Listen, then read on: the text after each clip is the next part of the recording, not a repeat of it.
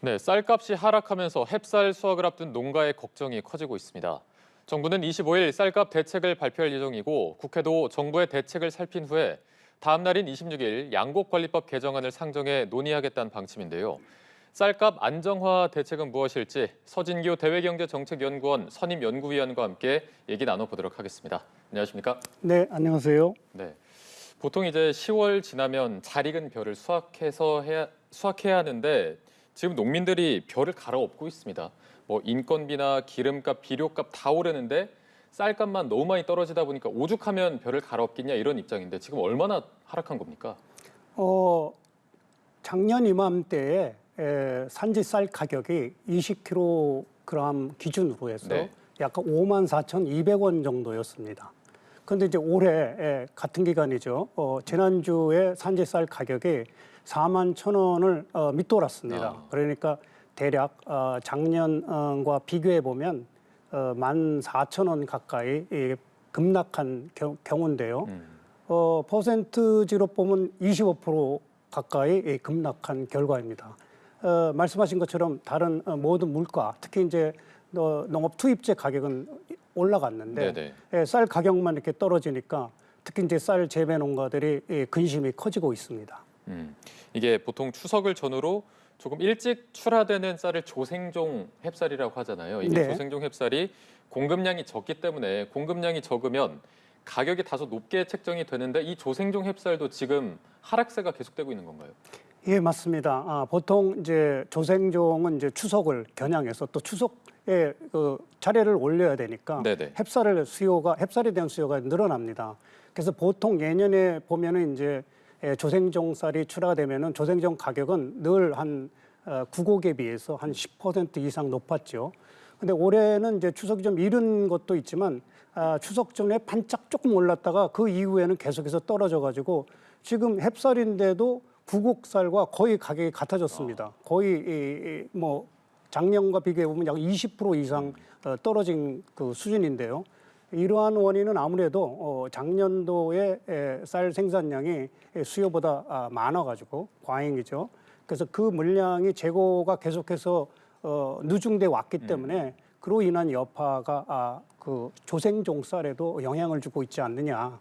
그런 판단입니다. 말씀해 주신 대로 작년부터 쌀값이 계속 떨어졌고 재고는 계속 쌓이고 있어서 공급량이 많아지다 보니까 쌀값 하락이 불가피한 측면이 있는 것 같은데 재고가 쌓여 있어서 올해까지의 그 여파가 이어지고 있는 겁니까? 예, 그렇습니다. 보통 이제 그 쌀 그 재고가 쌀 가격에 영향을 주는 결정적인 그 중요한 변수인데 작년에는 보통 그 쌀 생산의 단수가 약 530kg, 그러니까 10알당 530kg가 단수였는데 예전에 평균적으로 보면 대략 한 500kg 내외거든요. 그러니까 이제 단수도 증가했고 또 재배 면적도 약 한 6,000헥타르 정도 늘어났습니다. 그래서 정부가 생산하는 것보다 예상했던 것보다 또 기후 조건도 좋아서 풍작이었죠. 그래서 작년도 쌀이 약 한 390만 톤 가까이 생산돼서 보통 이제 쌀 소비가 수요까지 이제 뭐 이런 사료용 수요까지 다 합치면 대략 한 350만 톤 내외인데 30만 톤 이상이 더 물량이 과잉 공급된 거고 이 물량이 계속해서 그 올해 이제 수확기가 이제 다가오지 않았습니까? 네네. 그때까지 여파를 갖다 계속 미쳐서 쌀 가격이 작년 하반기에서부터 계속해서 하락 추세를 보였죠. 이게 통계를 보니까 1977년 이후 45년 만에 가장 큰 수치라고 합니다. 이번 올해 같은 경우는 왜 이렇게 급락한 건지 그 배경은 어떻게 보고 계십니까? 가장 중요한 건 아무래도 이제 가격은 이제 수급의 영향을 받으니까 작년도에 풍작이 그리고 또 재고가 쌓인 것이 가장 큰 영향을 줬는데 대풍년이었기 때문에 그 재고의 영향이 계속 이어진 거군요. 예, 보통 근데 과거 이제 말씀하신 대로 1977년 이후에 가장 큰 이제 그 쌀 가격의 급락이었다라고 볼 수는 있는데 사실은 2004년도까지는 이제 우리나라가 정부에서 쌀을 수매하지 않았습니까? 네네. 대략 이제 공급의 대략 한 25에서 30%를 수매했기 때문에 쌀 가격의 진폭이 그렇게 클 수는 없었죠. 정책의 효과라. 그러나 이제 2004년 이후에 이제 변동직불제가 이제 시행되고 점차적으로 이제 시장에 의해서 쌀 가격이 움직이기 시작하는데 최근 들어서 아무래도 이렇게 큰 가격 변동을 보인 것은 아무래도 다양한 이유가 있고 특히 이제 수요에 비해서 쌀 생산이 과잉이 결국 올해 쌀 그 급락의 가장 큰 원인으로 지목해 볼 수 있겠습니다. 네.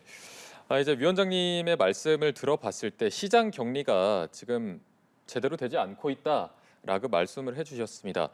지금 어쨌든 쌀을 격리하긴 했는데도 가격이 하락한 게 멈추지 않는다는 건 효과가 있는가 물음표가 좀 찍히거든요. 어떻게 보십니까? 일단 이 부분은 정부도 곰곰이 한번 살펴봐야 되는데 정부가 지금 내세우고 있는 정책이 주로 양을 갖다 관리하는 시장 격리가 이제 가장 중요한 수단입니다. 그런데 시장 격리라는 것이 사실은 상당한 오차를 갖다가 수반할 수밖에 없다. 왜냐하면 사전에 시장 격리 물량을 설정해야 되는데요. 그 설정된 물량에 따라서 이제 재정이 결정되고요. 그런데 이제 시장 격리 물량은 그해 생산량에서 내년도 수확기까지 소비될 예상되는 소비량을 뺀 나머지 과부족을 가지고 시장 격리 물량을 설정합니다.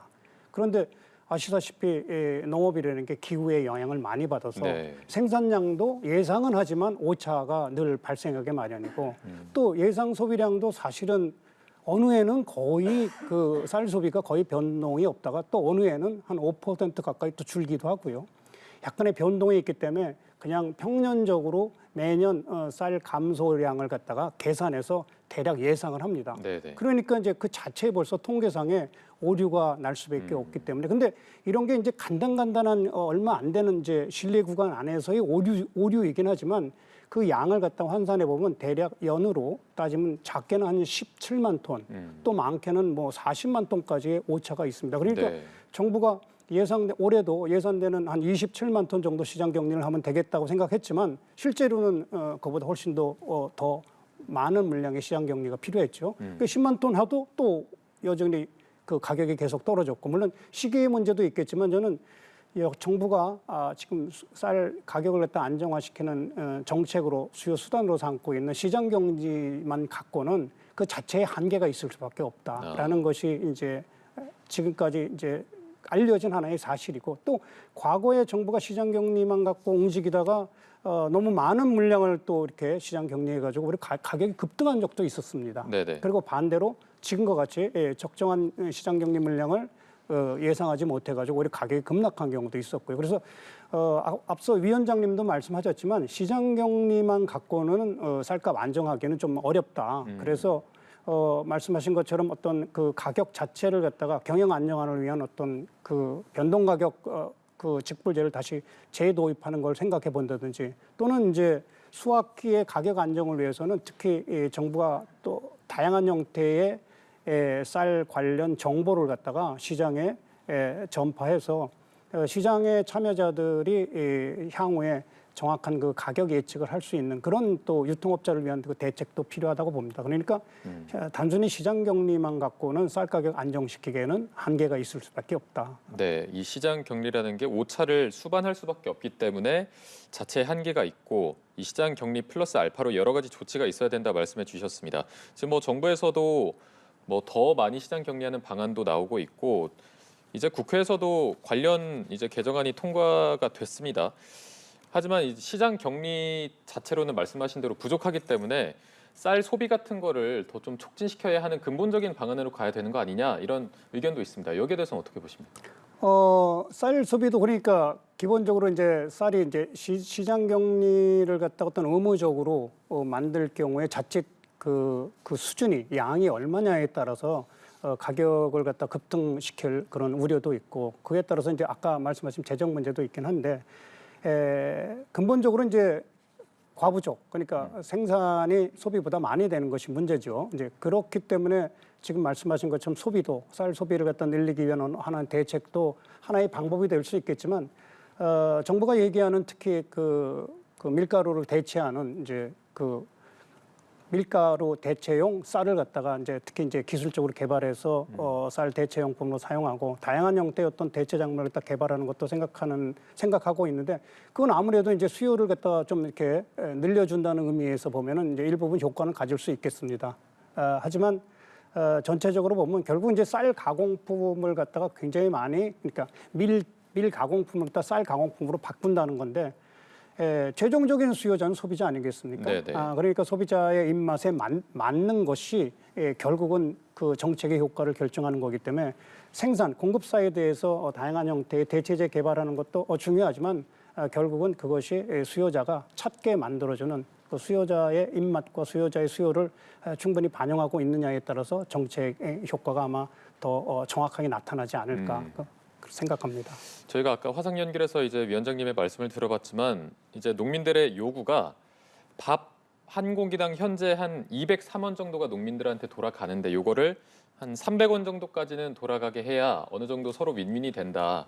이 정도는 국민분들도 부담 없이 받아들일 수 있는 정도다라고 하셨는데 이 정도는 적절하다고 보십니까? 어떤 특정 가격을 갖다 얘기하는 것보다는 네. 제가 생각하기에는 쌀 외 가격이 이렇게 막 등락이 되면은 사실 쌀 재배 농가가 경영에 굉장히 불안함을 느낍니다. 네. 그것은 경영 불안이 커지면은 결국은 쌀 재배 면적도 축소하고 그건 길게 보면 식량 안보와도 굉장히 관련 있는 얘기고요. 결국 어떻게 쌀의 경우는 주곡이기 때문에 어떻게 경영 안정을 줄여주는가가 굉장히 중요한데 한편 소득 지금 말씀하신 소득도 일정 부분 보장할 필요가 있겠죠. 그래서 저는 이제 양적인 어떤 시장 격리와 더불어서 아까 제가 말씀드린 그 변동직불, 그러니까 변동직불 제도, 그러니까 쌀 가격이 일정 가격 이상으로 이렇게 하락하면은 최소한 그 부분을 갖다가 보장해주는 그런 변동직불 가격 제도가 필요하고 또 이와 함께 소득보험과 같은 그런 제도를 도입해서 소득 안정화시키는 것이 굉장히 중요합니다. 그래서 사실은 미국이나 EU, 유럽 같은 그 농업 선진국들도 마찬가지로 양적인 정책만 가지고는 한계를 느끼기 때문에 지금 제가 말씀드린 그 변동 소득 직불이라든지 어떤 가격 안정, 그 다음에 또는 소득 보험 같은 제도를 갖다가 보완적으로 사용하고 있습니다. 우리나라도 그 점에 대해서는 다양한 형태의 대안, 보완적인 방법을 함께 강구해야 쌀 가격 안정에 도움이 될 것으로 생각합니다. 위원님 말씀이 이제 기본적인 가격 안정 정책과 더불어서 어떤 농민들의 기본적인 소득을 보장해 줄 수 있는 법안이나 그런 방안들이 마련돼야 한다. 네. 이런 입장이신데 정부에서 이런 얘기도 했습니다. 시장 격리 의무화 이런 얘기도 나오고 있는데 시장 격리 의무화가 만약에 시행된다면 이게 농가에 어떤 시그널을 주게 됩니까? 시장 격리 의무화라는 건 결국은 정부가 매년 일정 물량의 양을 갖다가 살 수밖에 없는 상황이거든요. 네네. 만약에 시장에서 살 수 있는 물량이 없어지면, 예를 들면 흉작이 들었다. 그러면 물량을 갖다가 확보할 때는 뭐 가격이 예상대로 막 급등하겠죠. 그러니까 저는 이제 시장 격리라는 말 자체는 굉장히 그 시장에 주는 뭐 충격이 어마어마합니다. 그렇기 때문에 저는 시장 격리 제도라는 것은 특별 아주 위급 시기에 그러니까 위험 시기에 예외적으로 사용할 수 있는 정책이 되는 것이 평소에는 사실 쌀 시장이 갖고 있는 그 시장 기능을 갖다 원활하게 작동시켜서 쌀 가격의 진폭을 스스로 줄여줄 수 있는 그런 제도가 지속 가능하지 이런 그 시장 격리 제도와 같은 어떤 특별 제도라는 것은 위급 상황 발생 시에 뭐 쌀가격이 뭐 10% 이상 떨어졌다 그러면 뭐 예를 들면 뭐 몇십만 톤에서 수매를 해야 되겠죠. 네네. 그런 것처럼 어떤 위급한 시기에 일회성으로 사용할 수 있는 건 좋아도 이것을 항구적으로 가기에는 사실 재정 부담이나 또는 쌀 가격 진폭에 그렇게 크게 효과적이라고 보기는 어렵습니다. 알겠습니다. 저희가 쌀값 안정화 대책에 대해서 한번 짚어봤습니다. 서진교 대외경제정책연구원 선임연구위원과 함께했습니다. 오늘 고맙습니다. 네, 감사합니다.